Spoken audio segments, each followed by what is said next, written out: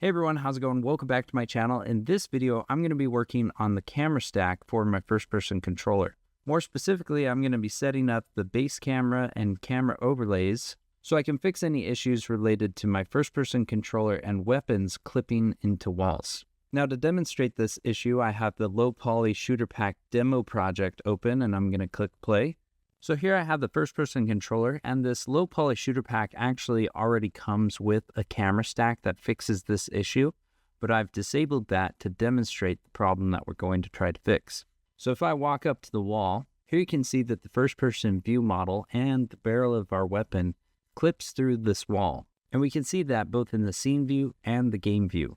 And this is an issue that every first-person game has to deal with. Now, one solution that you might think in order to fix this issue would be to make your character collider wide enough to encompass the barrel of your gun. And while this can fix the clipping issue, as you can see here, it's ultimately not a great solution because it limits how close you can get to the wall, and you might have a really long weapon. Add an extended barrel and a suppressor to this gun, and I'll be clipping through the wall again. Now, as I already said, this low poly shooter pack actually comes with a camera stack that fixes this issue. So if I restart the scene and I walk over to the wall, here you can see I'm no longer clipping through it in my game view, even though I'm still clipping through the wall in my scene view. But this issue is less important. This is done by using two separate cameras. So in the hierarchy, you can see we have a base camera, and its culling mask is set to pretty much everything except for the first-person view layer, and the camera depth is set to 0. We then have the second camera, which is only rendering the first-person view layer, and its depth is set to 1. Now this is typically how you'd handle the camera stack when using Unity's standard render pipeline, but for my project, I'm using the universal render pipeline, and it's a little bit different. So here I have my project open, and I have the first-person controller. You'll notice that the camera component is a little different.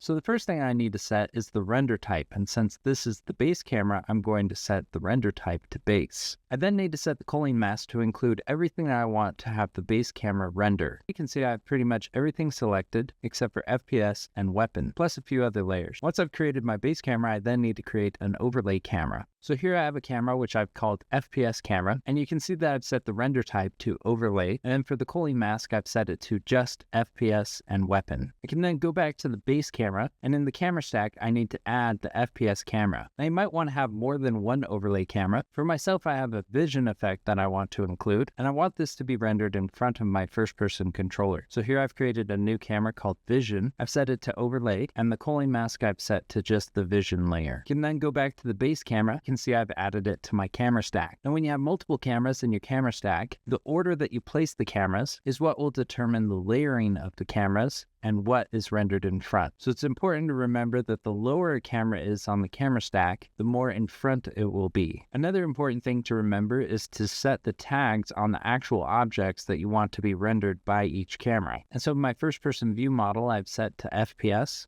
and the vision effect object I've set the layer to vision. Another overlay camera I want to create is for the HUD, because I want my HUD UI to be rendered behind my vision effect. So here I've created a new camera called HUD camera, and I'll just set the culling mask to UI for now, and then I'll add it to the camera stack before the vision camera. Now when it comes to UI, this alone won't render the HUD UI behind the vision effect, and that's because the canvas for the HUD UI is set to screen space overlay. Any UI element with screen space overlay will automatically be rendered on top of everything else. So to fix this, I just need to switch my canvas to screen space camera. I'll then need to create a code that will set the render camera, but for now, I'm just going to set it manually. So now when I play my project, you can see that my first-person controller is not clipping through the wall in my game view, even though it's clipping through the wall in my scene view. I can then select my vision effect, and if I set its power, you can see that it's being rendered on top of my first-person view model, but you can still see my HUD UI, and that's because I need to set the render camera. So if I select the canvas, and I drag in the HUD camera to the render camera field, you can see that the HUD is now being rendered behind the vision effect. And if I change the power, you can see the HUD is still there. Now that's everything I'm going to cover in this video on how to set up a camera stack for the universal render pipeline.